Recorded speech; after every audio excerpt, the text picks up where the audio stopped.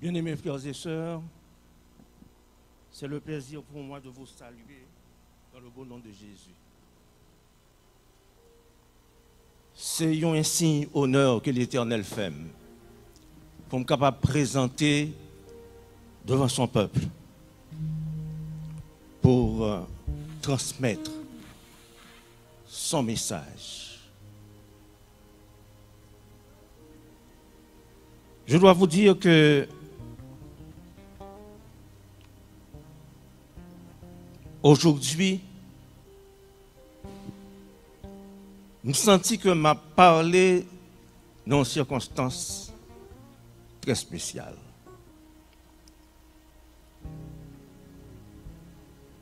Mais juste avant d'entrer dans certains détails, je vais inviter nous pour nous incliner tête nous. Priez avec moi, s'il vous plaît. Dans le Père des cieux, ton appel est arrivé au cœur de ton enfant, de ton serviteur. Commandé pour ton message à ton peuple. Je ne suis pas qualifié pour parler en ton nom. Mais tout don parfait, toute qualification viennent de toi. Je me confie en ta bonté, afin que ton Esprit Saint me pénètre et m'inspire, et que ton peuple soit édifié à salut. Nous te prions au nom de Jésus. Amen. Frères et sœurs, c'était mardi. Le frère Vigo, qui fait l'étude de la parole de Dieu chaque matin sur la ligne de dévotion d'Entaille, pas été présent pour une circonstance particulière. Et c'est moi-même qui t'ai remplacé. Lorsque mon page étude là, qui avait pour titre « Et quelle est la grande nation ?» Immédiatement que je me dis ça, on sentit un bagage qui traversait entrailles moi d'un côté à un autre. Je me suis dit, quelle sensation étrange. Et m'a fait le son, ça passait dans la tête moi. Pour qui ça allait moi phrase réaction ça a fait dans entrailles moi. Le jour suivant, frère Vigo était présent, c'est lui-même qui t'a fait étude là.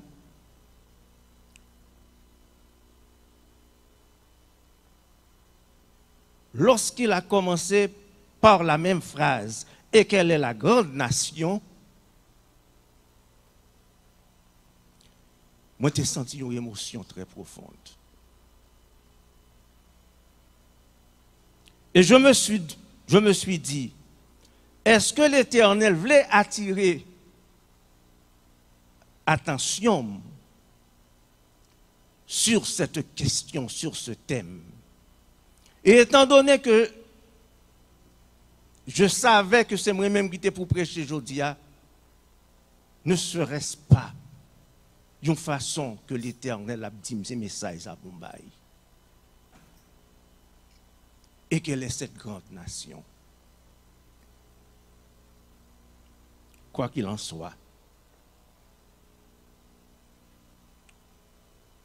soit, mes bien-aimés, je dois vous dire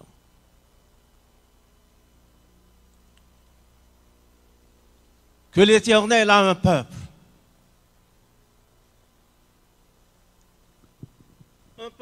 Un peuple qu'il a aimé, à qui il a donné ses lois, ses préceptes, ses ordonnances. Un peuple que le te pour lui-même, un peuple qui lui appartient, un peuple spécial, entre tous les peuples, sur la surface de la terre, un peuple particulier. C'est pour cela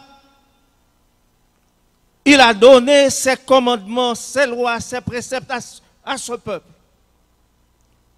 Parce qu'il avait choisi ce peuple pour le représenter ici-bas. Ce peuple devait être la lumière pour toutes les autres nations et faire en sorte que les autres nations puissent le reconnaître comme le Dieu créateur du ciel et de la terre, le roi des rois, le Seigneur des seigneurs. En donnant ces prescriptions, ces lois au peuple,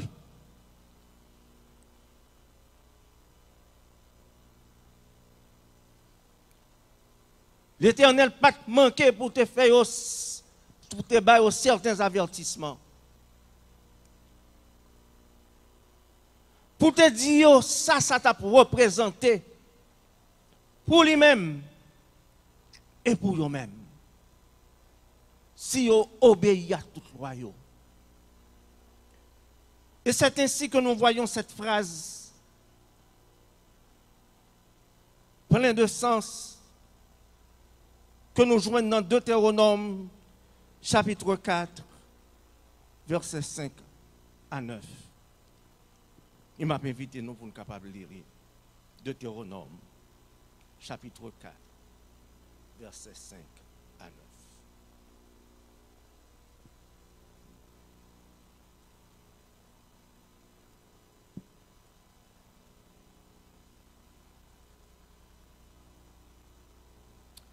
Il dit, et vous qui vous êtes attachés à l'Éternel, votre Dieu, vous êtes aujourd'hui tous vivants. Voici, je vous ai enseigné des lois et des ordonnances, comme l'Éternel, mon Dieu, me l'a commandé. C'est Moïse qui parle au nom de Dieu. Afin que vous les mettiez en pratique dans le pays dont vous allez prendre possession. Vous les observerez et vous les mettrez en pratique, car ce sera là votre sagesse.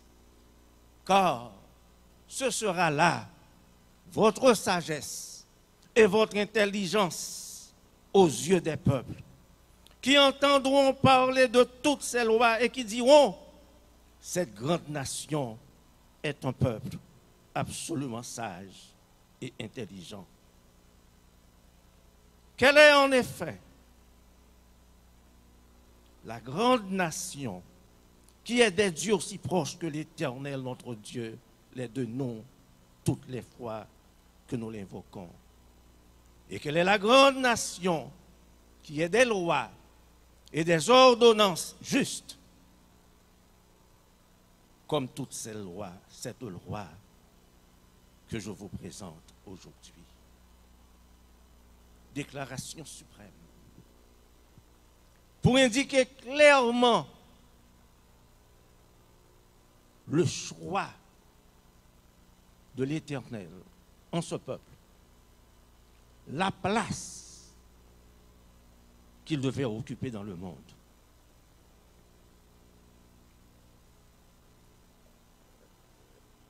Israël devait être une grande nation.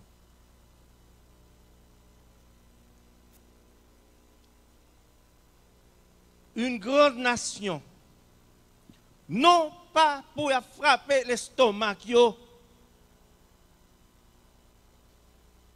pour se sentir supérieur par l'exercice de l'orgueil et de la vanité, mais dans l'obéissance à l'Éternel, leur Dieu.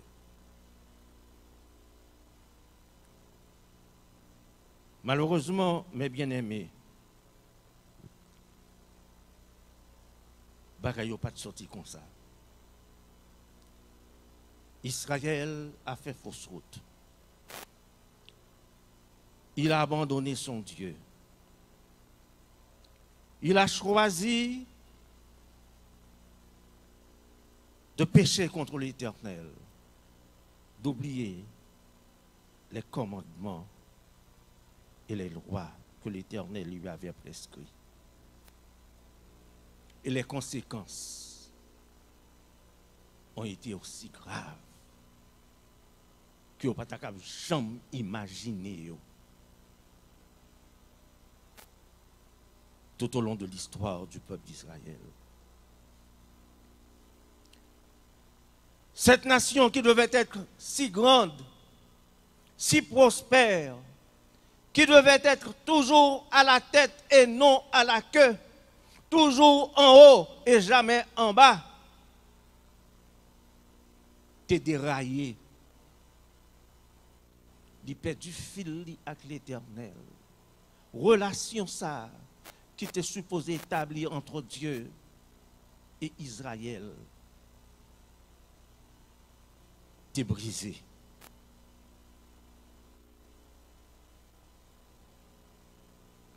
Dans Deutéronome,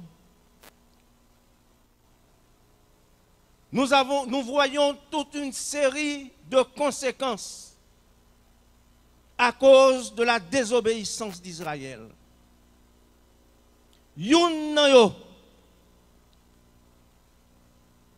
C'est que bon Dieu te dit, Israël, m'a fait disperser non parmi les nations. Auditeurs, ceux qui ne pas comprendre la Bible, baillez attention au matin. Ceux qui ne comprennent pas que la Bible est un livre d'histoire authentique, payez attention ce matin. L'Éternel te dit qu'il a dispersé parmi les nations. Et nous pouvons certaines conséquences dans Deutéronome chapitre 28. On nous lit Deutéronome chapitre 28, le fameux chapitre de des bénédictions et aussi des malédictions.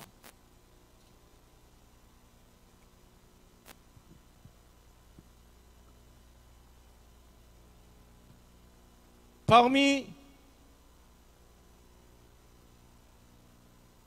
les bénédictions, nous sommes mentionnés que l'Éternel te dit dans Deutéronome 28, versets 7 et 8. L'Éternel te donnera la victoire sur tes ennemis qui s'élèveront contre toi. Ils sortiront contre toi par un seul chemin et ils s'enfuiront devant toi par 7 chemins. L'Éternel ordonnera la bénédiction d'être avec toi dans tes greniers et dans toutes tes entreprises. Il te bénira dans le pays que l'Éternel ton Dieu te donne. Tu seras pour l'Éternel un peuple saint, comme il te l'a juré, lorsque tu observeras les commandements de l'Éternel ton Dieu et que tu marcheras dans ses voies.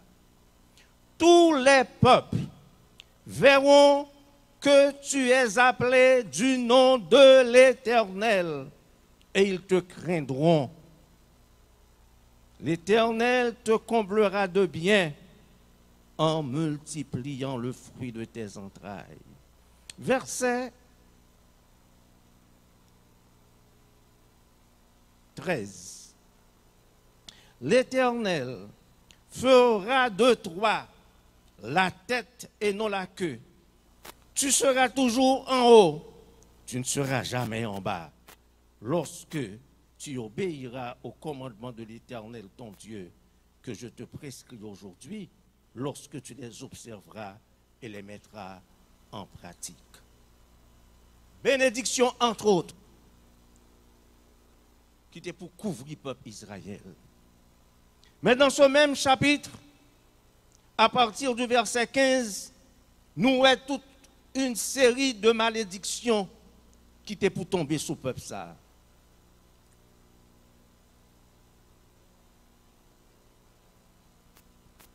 Nous allons voir, nous parlerons. Quelques-unes de ces malédictions terribles.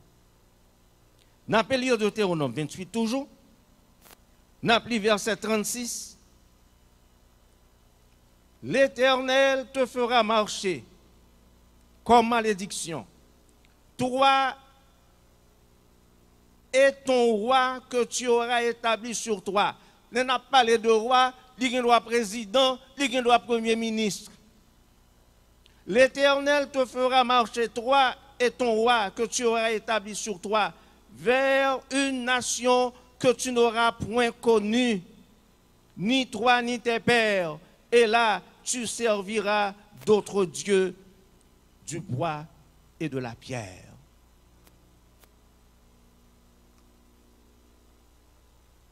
Première malédiction, la dispersion. Que l'Éternel te dit, m'a dispersé nous parmi les nations et dans les îles de la mer. Dispersion, dispersion.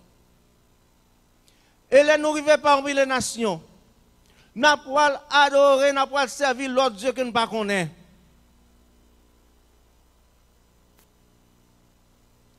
Dieu en bois, en pierre. Et cela me porte, chers amis,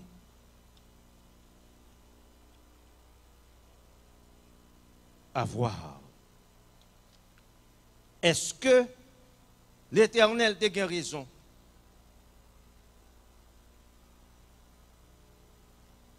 Lorsque les colonisateurs arrivaient en Afrique,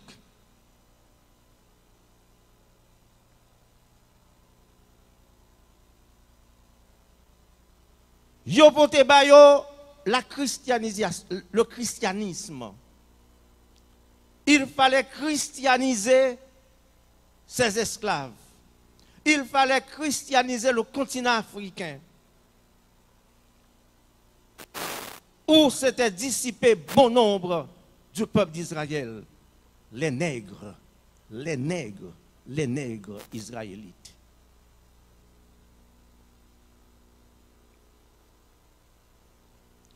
Et je dis bien, il fallait christianiser, non pas évangéliser. À ne pas se confondre. L'évangélisation est une chose, christianisation est autre chose.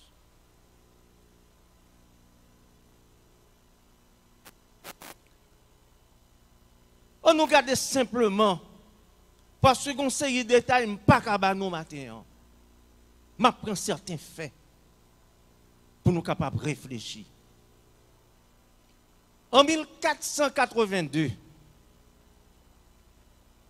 soit 10 ans avant que Christophe Colomb est parti vers les Amériques, le roi, c'est le pape, César Borgia, pardon, le pape Alexandre VI, demandait un grand peintre, jeune peintre, pour faire une peinture pour lui. La dernière scène, le dernier dîner de Jésus avec ses disciples, ça aurait la Sainte Seine. Peintre ça qui est Leonardo da Vinci, qui moun lui demandait pour représenter Jésus, c'est le jeune homme qui s'appelait Césarée Borgia, petit pape là. Césarée Borgia, c'est un corrompu que le déyé, même avec le pape là, même avec toute dynastie ça yo, qui était livré à toutes sortes d'impudicité. Pour représenter Jésus, il prend un Européen italien avec les yeux bleus. Et pour représenter les 12 disciples, Il a cherché 12 autres Italiens criminels qui étaient en prison, qui étaient tout prêts à faire venir autour d'une table comme étant les 12 disciples. Ce tableau a connu un succès extraordinaire, transcendantal. Et il a été consacré comme la véritable scène de Jésus avec ses disciples. Les Noirs, les églises évangéliques en Haïti, tout le monde s'est plaisir pour mettre tableau à la caillou. L'accomplissement de cette prophétie qui dit comme ça, il a fait nous servir un Dieu que nous ne connaissons pas.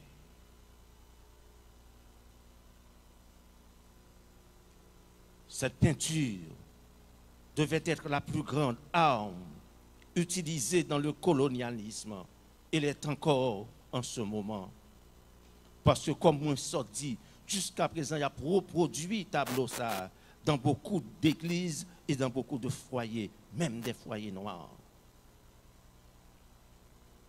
En fait, quand Léonard a été chargé de peindre ce tableau,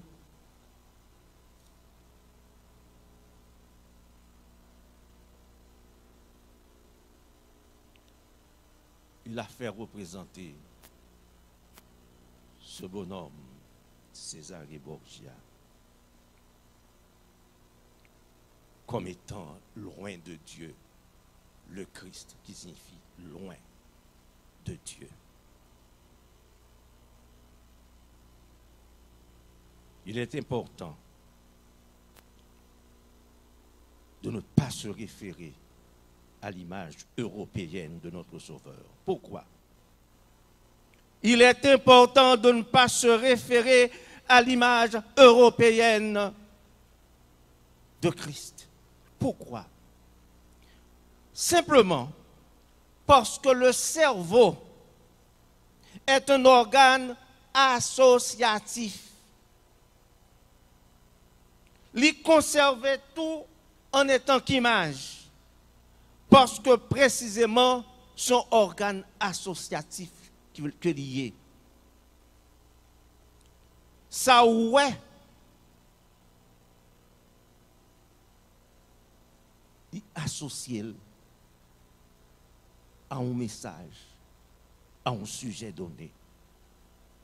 En effet, n'est-ce pas cette méthode qu'on emploie dans l'apprentissage des enfants? Ainsi, si vous montrez un petit monde africain ou haïtien des images du Christ blanc, dès que le petit monde a commencé à grandir, son cerveau va s'associer au Christ blanc, au peuple blanc. Dans sa tête, si Jésus-Christ blanc est Dieu, les blancs aussi doivent être aussi les dieux de l'humanité. C'est pourquoi beaucoup de dirigeants, de frères et sœurs dans nos églises résistent ou s'opposent à parler de ces questions parce qu'il y a un lavage de cerveau qui a été habilement conçu et subtilement gravé.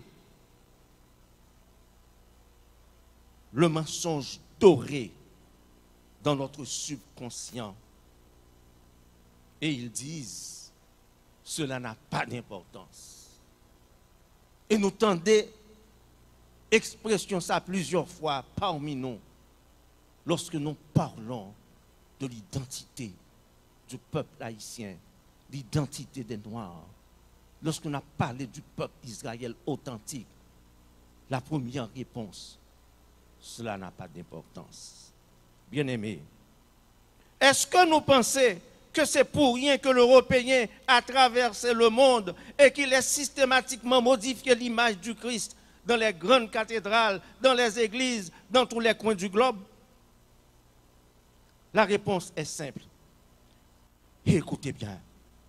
Parce qu'il est difficile d'opprimer un peuple dont l'image de Dieu ne ressemble pas à celle de l'oppresseur. Mais si Dieu et l'oppresseur se ressemblent, il est même logique de légitimer l'oppression et l'établir comme un système de droit national et international. Nous qu'à comprendre pourquoi ces illustres philosophes, politiciens et sociologues européens qui ont promu la Déclaration universelle des droits de l'homme n'incluaient pas dans leur conception, ni dans l'esprit, ni dans la pratique, le droit des Noirs à vivre et s'épanouir dans un système social d'égalité et de justice. Nous avons mené une guerre fondamentalement spirituelle, mes bien-aimés. La Bible a dit clair dans Éphésiens, la guerre que nous menons est une guerre spirituelle. Et si nous le comprenons bien, on comprendra aussi la fameuse déclaration de Montesquieu dans son ouvrage L'Esprit des lois. L'Esprit des lois, son ouvrage que grand philosophe, grand politicien, ça, qui est Montesquieu, t'a écrit son chef-d'œuvre, au moins pour les Occidentaux. Qui ça le dit? Écoutez bien.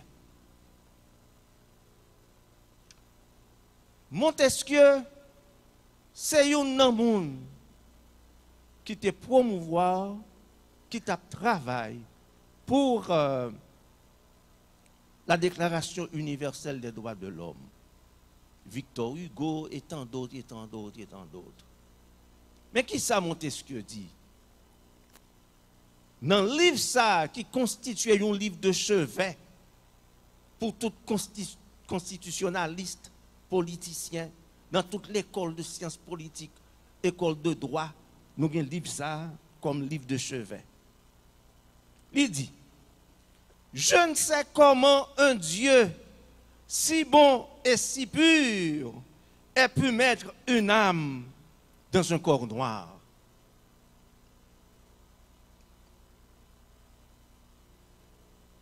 Et c'est monde qui a porté la connaissance de Dieu par nous. Mais l'ancien président de Kenya, un ancien président de Kenya qui s'appelait Jomo Kenyatta, t'a dit une fois, prêtez attention.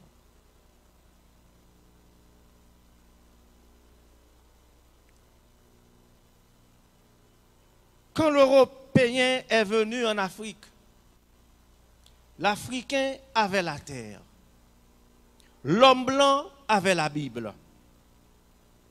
L'homme blanc lui demanda de fermer les yeux, de se mettre à genoux et de prier. Kenyatta ajoute que quand l'Africain ouvrit les yeux, l'homme blanc avait la terre et l'homme noir avait la Bible.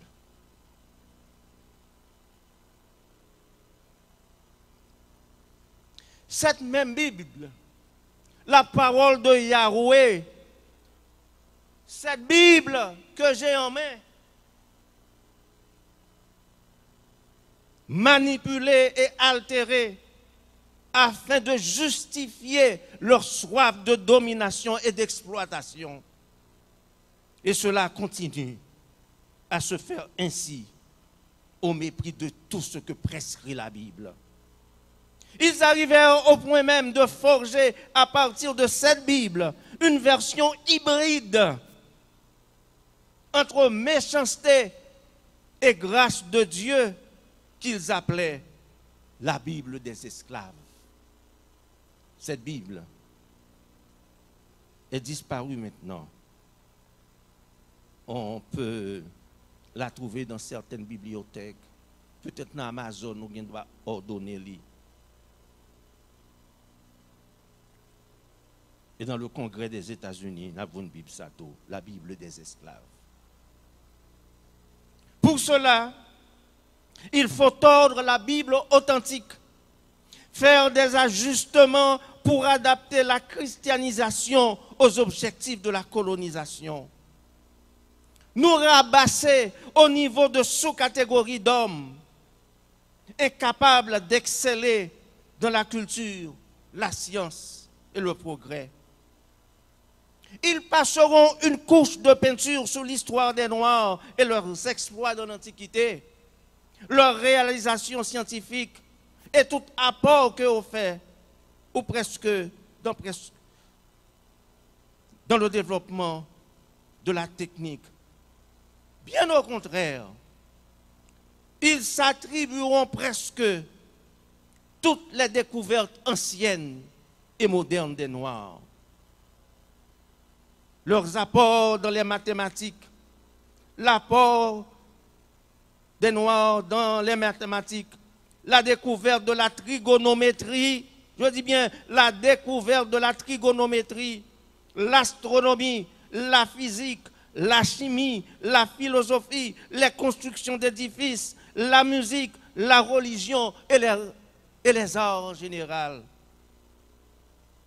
Nous pouvons nous rappeler une expérience qui s'est passée ici dans cette église. Et nous mentionnerons le nom de notre frère Ridoré, décédé et qui n'est pas encore enterré. Le frère Ridoré était un homme très intelligent. Très intelligent.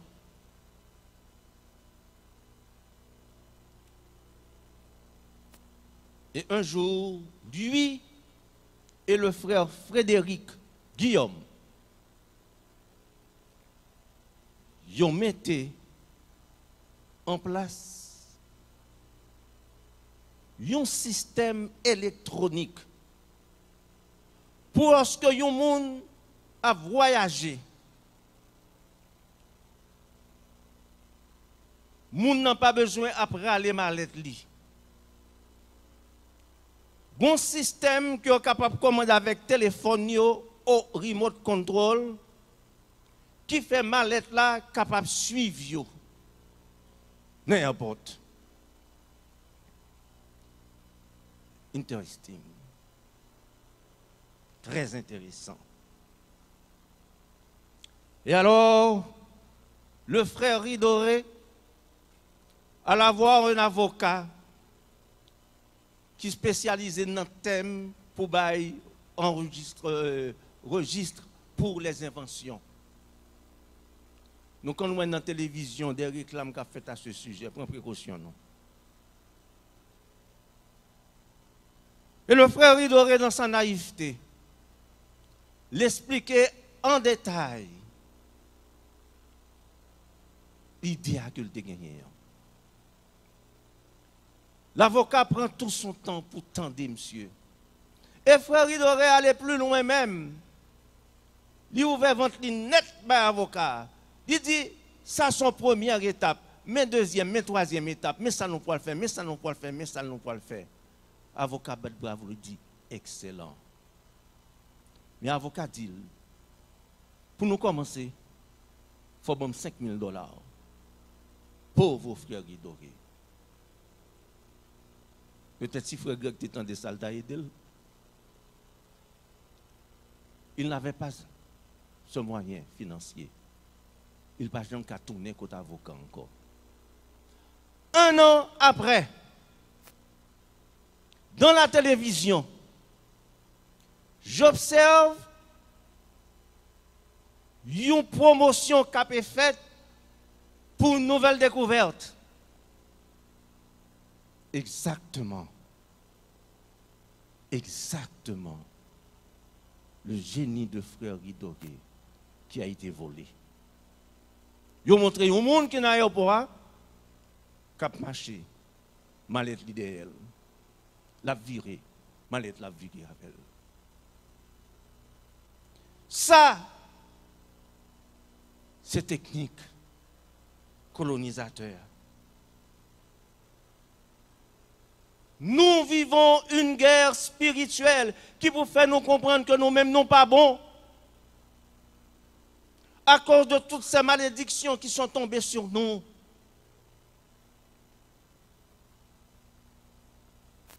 cette guerre ne pourra être gagnée que par un retour à l'Éternel. Ce sont des réalités choquantes qu'il faut regarder avec détermination, sans lâcheté et sans peur. Sinon, nous ne pourrons pas comprendre toute la portée des promesses de Dieu en vue de notre délivrance. Si pas ouais mal la qu'a fait là, si pas qu'à affronter, regarder en face injustice qu'a faite, comment on va comprendre que c'est péché qui mène nous dans ça? Comment on va comprendre lorsque bon Dieu dit la délivrer nous, nous ne sommes pas capables de croire. Parce que nous ne voulons pas affronter cette situation. Nous continuerons à parler de Dieu sans projection et sans portée réelle. Et notre foi sera faible, sans fondement. Les pasteurs ont continué à dévier leurs membres de cette réalité sanglante. Eux et leurs membres, ils ont pour continuer à fouiller tête dans le sable, croyant se sauver de la catastrophe. Le poids de l'oppression est si grand depuis l'esclavage jusqu'à aujourd'hui qu'il nous coûte de concevoir encore moins de comprendre que le peuple d'Israël est nègre. Et n'a pas de continuer à dire, ça n'a pas d'importance. Or, si cela n'a pas d'importance, adoptons la Bible de l'esclavage et rejetons toutes les prophéties de l'Ancien et du Nouveau Testament qui parlent du rétablissement du peuple de Dieu. Acceptons et prêchons par cette Bible falsifiée qui enseigne que les Noirs, nous sommes nés et destinés à être des esclaves sans issue. Fuite en avant. Fuite en avant. Eux-mêmes, nos oppresseurs, ils savent bien qui nous sommes. Et parmi eux, ils sont de plus en plus nombreux aujourd'hui, ceux qui admettent que les Haïtiens, les Noirs américains, les Antillais sont les véritables Israélites. Mais vous, parmi nous, dans l'Église, dans les églises évangéliques, ils sont nombreux, ceux qui en doutent. C'est trop beau pour être vrai. Hélas, si loin que nous y est, si noir que nous y est, côté nous pas capable, peuple élu bon Dieu. Et même quand le pape Jean-Paul II admet que Christ est africain, nous-mêmes nous ne pouvons jamais admettre lui, parce que cela signifie qu'il n'a pas les yeux bleus. Le philosophe espagnol José Ortega y Gasset nous donne une explication philosophique et sociologique dans son ouvrage intitulé « La philosophie de l'opprimé ». Il exprimait que la persistance et le poids de l'oppression sur l'opprimé sont si profonds et aliénants que l'opprimé perd toute capacité de résistance et accepte tout son malheur comme une condition naturelle de son existence. Il vient si soumis qu'il défend avec force le système de l'oppresseur et méprise et combat n'importe qui osait opposer le système. Non. La victime se transforme en soldat et parfois en tortionnaire. C'est le fameux complexe d'infériorité qui paralyse et qui confine dans le cercle pervers de la domination. C'est un combat spirituel, mes bien-aimés. Pour le livrer, il faut d'abord prendre conscience de ce que nous sommes. Comment le savoir? Comment savoir que nous sommes les vrais Israélites? La Bible nous l'enseigne en 10 points. Ou même qui a un doute que c'est véritable Israélite là qu'on y est. Tendez ça, la Bible dit. Les caractéristiques des vrais Israélites. Premier bagage, l'Éternel te dit, dans Genèse 22, verset 17, vous serez nombreux comme le sable de la mer. C'est pas ça que te dit Abraham? C'est pas ça que te dit Jacob? Est-ce que c'est pas ça que fait?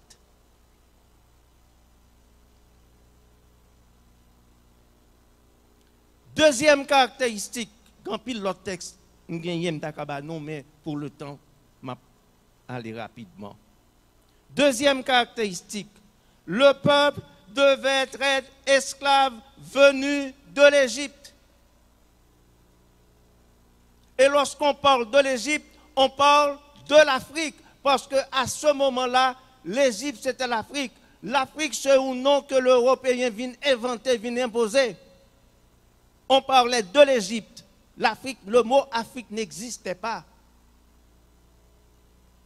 Le peuple devait être esclave venu de qui bord? De l'Égypte, c'est-à-dire de qui? De l'Afrique. 3. Ce peuple est un peuple égaré. Il perd du route, il perd du boussole, parce qu'il a abandonné Dieu. 4,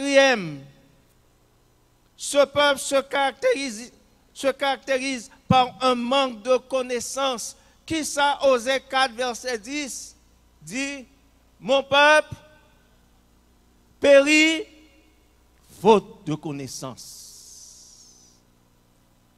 Nous sommes plongés dans le mensonge. On nous nourrit de mensonges. Nous avons métabolisé mensonges. Mon peuple périt faute de connaissance.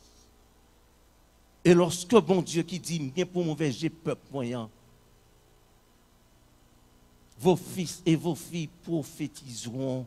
Vos fils et vos filles prophétiseront. Lorsque la Bible dit, gon temps qu'à privé, la rétabli peuple encore, la restauré peuple encore. Non, nous pas qu'à croire. Parce que nous avons passé tant de siècles dans l'ignorance, dans le mensonge. 6e caractéristique, un peuple emprisonné.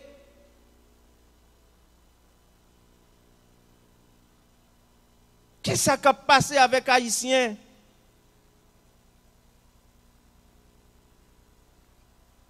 Prison tout le temps. Bahamas, prison. Amérique du Sud, prison. Prison, prison, esclavage, esclavage. Un peuple emprisonné. L'île dans Ésaïe 42, versets 7 et 22. Un peuple dispersé parmi les nations. Est-ce que nous ne sommes pas un peuple dispersé? Est-ce que Haïtien, est-ce que nous ne pouvons pas marcher tout partout?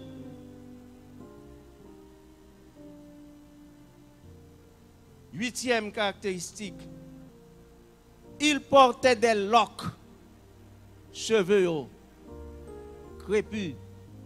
Il portait des loques. Je dis à nous, un grand retour qu'a fait dans ça. Bien que nous pas finir même à cause de goût européen, non. Il a fait loques dans les cheveux qu'on y a là. Signe des temps. 9e, ce peuple est spirituel.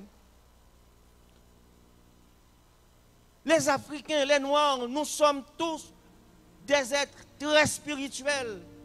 Vous savez, mes bien-aimés, qu'en Afrique, que l'on adore des dieux païens ou le Dieu véritable,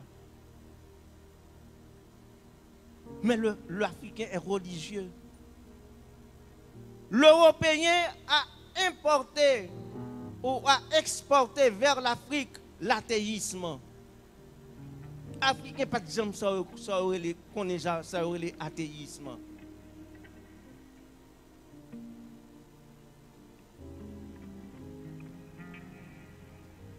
Le vrai Israël est toujours spirituel. Dans l'île dans Romains 10, verset 12, etc. Et l'autre caractéristique du peuple d'Israël, c'est un peuple polygame. Sinon, pas quoi, moi? Mandez Salomon, mandez David et autres, n'a comprendre toutes caractéristiques ça pour illustrer qui est le peuple d'Israël. Frères et sœurs, aujourd'hui, nous avons pile bagaille, nous avons qu'à parler à ce sujet. Mais il nous manque de temps. Mais juste avant que je finisse, nous avons un message à tous les Antillais. L'Éternel a fait une déclaration spécifique à ceux qui vivent dans les îles. Il te dit, on l'a dispersé, que vous pouvez tomber dans les îles lointaines. Mais l'Éternel dit en même temps que quelqu'un pour le ramener, tout peuple moyen qui est dispersé dans les îles. Mon peuple dispersé qui bord dans les îles, l'oual dans n'importe qui île, qui moun après noir. Seulement, moun qui chef, moun qui responsable administration, moun qui dans banque c'est blanc. Mais c'est peuple noir dans toute Caraïbe là. Bien-aimés des îles, levez les yeux. Le temps du rassemblement arrive. Ce rassemblement va se faire bientôt. Va commencer, a déjà commencé. Et il y a toute une liste de tribus de l'Afrique, de l'Asie, qui ont réclamé que ces petites Aser, Ephraïm, Juda, etc., etc. Le processus va commencer avec Haïti. Haïti va prendre la tête de ce processus. Et il vient pour le ramener toute nation dans Caraïbes à connaître le vrai Dieu. Ils viendront de l'Afrique, de l'Asie, pour connaître le Dieu des Haïtiens. Parce que Haïti, Dieu va opérer des prodiges extraordinaires pour guérir Haïti, pour le restaurer et faire connaître son nom, sa gloire parmi les nations. Que bon Dieu bénisse nous.